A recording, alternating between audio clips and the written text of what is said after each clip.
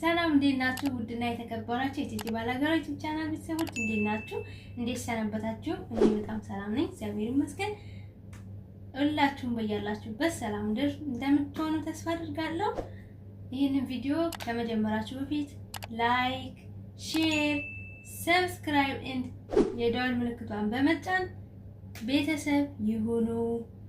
ዛሬ ይዤላችሁ የመጣሁት እኔ ማርያም ቅመም እንደመሆኔ መጠን በዛሬው በዚች ይሄን ቪዲዮ በመቀርጽበት ዕለት ያሰብኩትና እየደረሰብኝ ነገር ነው የምነግራችሁ ማለት ነው። እኔ አንድ ልጅ ለ3 አመት እያሳደኩት ያለ ልጅ አለ ማለት ነውና 3ኛ አመቴ ነው እዚህ ቤት ስሰራ። ልጁን በ3 ወሩ ነው የተቀበልኳቸው። ቤተሰቦቹ ለሱ ምንም ያክል ኬር የላቸውም። ያው የሚጠበቅባቸውን ነገር በጥቂቱ ያደርጋሉ፣ ለመኖር ብቻ የሚያስፈልገው ማለት ነውና እንደዚህ አይደለም። እንክብካቤ የለውም የለውም። እኔ ነኝ ማስብለት ብዬ ማስበው እኔ ነኝ። እና እንዲህ እያሳደጋችሁት እንደራሳችሁ እያያችሁ እያሳደጋችሁ ግን አሁን አድጎ 3 አመት ሲሞላው ተነስቶ በጥፊ ሲመታችሁ በጣም ታዝናላችሁ። ማለት የልጅ ጥፊ አማችሁ አይደለም ታዝኑት፣ ልባችሁ የሚደማው አማችሁ ሳይሆን ህመሙ ሳይሆን የራሳችሁ ልጅ ቢሆን እንኳን እናንተን በጥፊ ሊመታችሁ እንኳን ሌላ ሰው በጥፊ ሊመታ በስነ ስርዓት ሰው ላይ እጁን እንዳያነሳ አድርጋችሁ እንደምታሳድጉ ስታስቡ፣ እንደገና ደግሞ የሰው ልጅ መሆኑን ስትረዱ በጣም ትጎዳላችሁና ጠዋት እውነት ተናድጄበት አላናግርም ብዬው አሁን እንዲያውም በቃ በጠዋት ተነስቶ ነበረ ደግሞ ተኝቶ ነው እዚህ ሽንት ቤት ውስጥ ራሴን እየቀረጽኩላችሁ ያለሁት ማለት ነው። እና ውድ እህት ወንድሞች ይሄን ቪዲዮ የምትመለከቱት ሰብስክራይብ ያደረጋችሁ አበረታቱኝ። እኔ ይሄን ጥረት የማደርገው ከዚህ በኋላ የሰው ልጅ ላለማሳደግ የሰው ቤት ውስጥ ላለመስራት ነው፣ እንዲሁም ደግሞ ከስደት ለመመለስ ስለሆነ እባካችሁ ሰብስክራይብ ያደረጋችሁ አበረታቱኝ። ቪዲዮውን እስከመጨረሻው ተመልከቱት። እናም ስለምትከታተሉኝ ደግሜ አመሰግናለሁ። እና የማዳም ቅመሞች ስለ እህቶቼም ልንገራችሁ። እኔ ትንሽ ልጅ መታኝ ብዬ ነው የተጎዳ ማለት ልቤ የተጎዳ ምለው። ብዙ እህቶቼ ደግሞ በየቤቱ ያልተናገሩት የደረሰባቸው ብዙ ችግርን እያሳለፉ አንጀታቸው እየተቃጠለ ያሉ እህቶች አሉኝና ስለነሱም ትንሽ ብዬ ቪዲዮን አጠናቅቃለሁ ማለት ነው። ምንድነው መሰላችሁ እኔ ህፃን ልጅ ነው የማሳድገው ብያቸዋለሁ። በመጀመሪያ አሁን ያለውበት ህፃን ልጅ ነው የማሳድገው፣ ግን መጀመሪያ ኮንትራት እንደመጣው 9 ልጅ ያለበት ቤት ሰርቻለሁ። 9 ልጅ ያለበት ቤት ስሰራ የመጀመሪያ ልጃቸው ጎረምሳ ነው። እሱ ሌላ ነገር ይላል፣ ሌላ አስተያየት አለው ማለት ነው። ሁለተኛ ከሱ ተከታታይ ያሉ ሴቶች ልጆች ደግሞ ወጣት ስለሆኑ የሚያደርጉት ነገር አለ። ልብሳቸውን እርስ በራሳቸው ይቀያየራሉ። ከዛ በኋላ አንዷ ትጥለዋለች። እኔ ነኝ የምጠየቀው። በብዙ ፈተና ውስጥ ለ6 ወር ያክል ብቻ ቆይቼ ከዛ ጠፍቼ ያው አሁን ባለሁበት ሁኔታ ላይ እገኛለሁ። አሁን ግን ወረቀት አለኝ፣ እግዚአብሔር ይመስገን። ወረቀት ስላለኝ ነው አንድ ልጅ ያለበት ቤት 2 ልጅ ያለበት ቤት በፈቃዴ እየገባው የምሰራው ማለት ነው። በፍላጎት ነው የምትሰሩት። ወረቀት ሲኖራችሁ የምትችሉትን ስራ ብቻ ነው የምትሰሩት። ታውቃላችሁ፣ የሚመቻችሁ ቤት ብቻ ነው የምትሰሩት። እና ለዛም እኔ ወረቀት አለኝ የምሰራው ልጅ ያለበት ቤት ቢሆንም 1 ልጅ ወይ 2 ልጅ ከዛ በላይ አልሰራም ማለት ነው። እና እኔ ለእህቶቼ የማስተላልፍላችሁ መልእክት ብዙ ልጆች ያሉበት ቤት ላላችሁ እህቶቼ በጣም እያዘንኩኝ የሚደርስባችሁን ነገር አሰብኩት ማለት ነው። አንዱ በምግብ እንኳን ስንሄድ አንዱ ሌላ ምግብ ሲላችሁ፣ አንዱ ሌላ ምግብ ሲላችሁ፣ አንደኛው ልብስ ስትተኩሱ የአንደኛውን ስትሰጡ፣ አንዱ ጠፋብኝ ሲላችሁ አንዱን ስትፈልጉ፣ አንዱን ስትቀሰቅሱ፣ አንዱን ትምህርት ቤት ሲሽኑ፣ አንዱን ስትቀበሉ ምን ያክል ቻሌንጅ እያሳለፋችሁ እንዳለ እረዳለሁ ማለት ነው። እና አሁንም ሁላችሁም የማዳም ቅመሞች ዩቲዩብ ክፈቱ።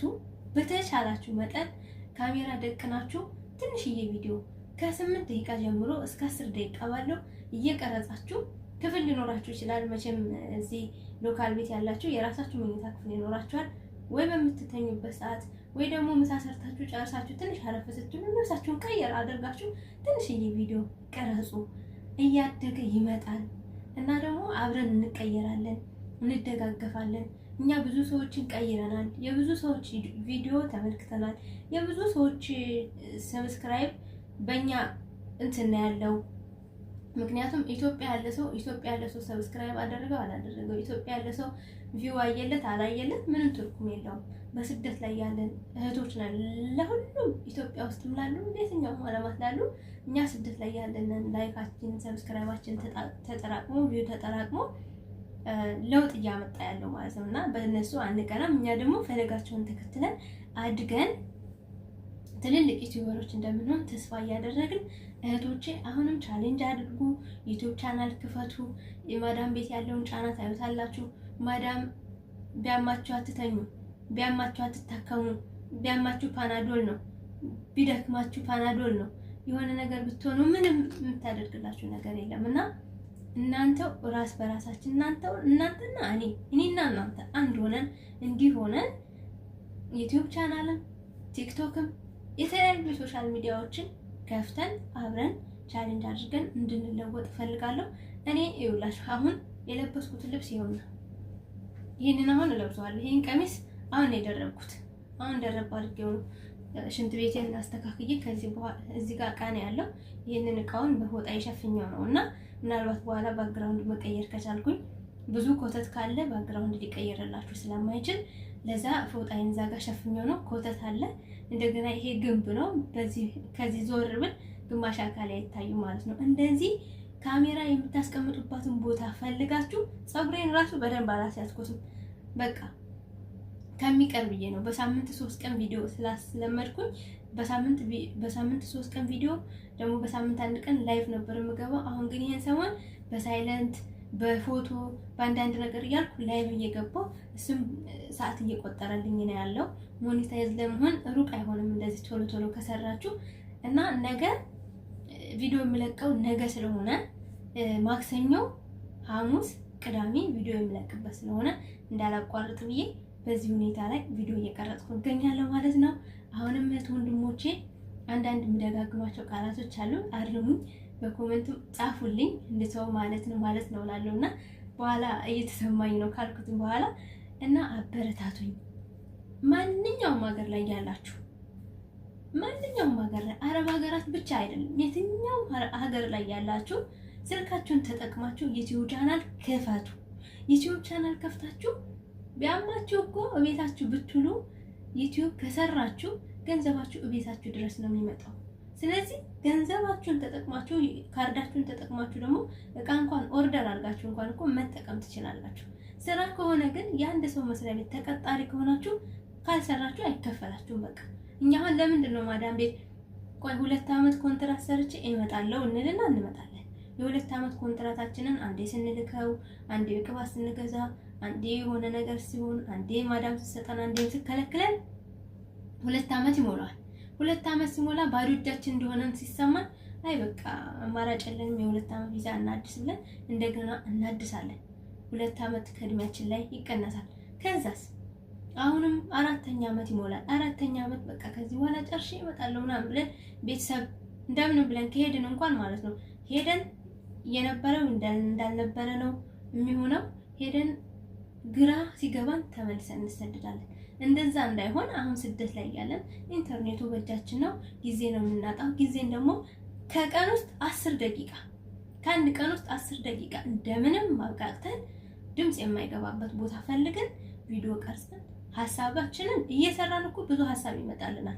ያንን ሐሳብ አከማችተነው ወደ አንድ አጠቃለን ወይ መጻፍ ካለብን ጽፈን ወይ ደግሞ ሐሳብ በመጣልን ሰዓት ነው ሐሳብ በመጣልን ሰዓት ማደርገው ምንድነው ወዲያውኑ ሪከርድ ነው ማረገው። ስራ ስሰራ ሐሳብ ይመጣልኛል። የሌላ ሐሳብ ሲመጣልኝ ሪከርድ አደርጋለሁ። ያን ሪከርድ ከፍቼ ደግሞ እንትን አደርጋለሁ። ሪከርድ ዋትስአፕ ላይ ሪከርድ ታደርጉ ወደ እናንተው ሼር ማድረግ ትችላላችሁ። የእናንተው ፕሮፋይል ውስጥ ትገቡና ሪከርድ ታደርጉታላችሁ። እዛው ነው የሚቀመጠው። ከዛ ገብታችሁ ወይም ደግሞ ሪከርደሩን ከፍታችሁ ሪከርድ ማድረግ ትችላላችሁ። እንደኔ ማለት ነው። አሁን ማወራላችሁ ዝም ብሎ ፖለቲካ ነው። ዝም ብሎ ቶልቶላ ነው የምትወልላችሁ። ምክንያቱም እነዚህ ሪከርድ ያደረኳቸው የጻፍኳቸው ቁጭ ተብሎ ጊዜ ተሰጥቷቸው የሚሰሩ ስለሆኑ እነሱ ቀስ ብለው ነው የሚመጡት። አሁን ግን ባቀረብኩላችሁ ሐሳብ ላይ አስተያየታችሁን ስጡኝ። ሰብስክራይብ አድርጉ፣ ላይክ አድርጉ፣ እንዲሁም ቤተሰብ ሁኑኝ። ሰብስክራይብ ያላደረጋችሁ ሰብስክራይብ አድርጋችሁ የደወል ምልክቷን ተጫናችሁ እንደገናም ሰብስክራይብ አድርጋችሁኝ ሰብስክራይብ እንድመልሳላችሁ የምትፈልጉ ከሆነ ወደ ቤታችሁ ጋብዙኝ መልሽኝ ምናምን የሚባል ጽሑፍ አትጻፉ። ሰብስክራይብ አረኩሽ አደርጊኝ ምናምን ሳይሆን ቤቴ ተጋበዢ እኛም ቤት ድግስ አለ የሚል ነገር እየጻፋችሁልኝ ወደ ቤታችሁ ጋብዙኝ እመጣለሁ። ላይም ስገባ እየገባችሁ ስለምትበረታቱኝ በጣም አድርጌ አመሰግናለሁ። መልካም ቀን።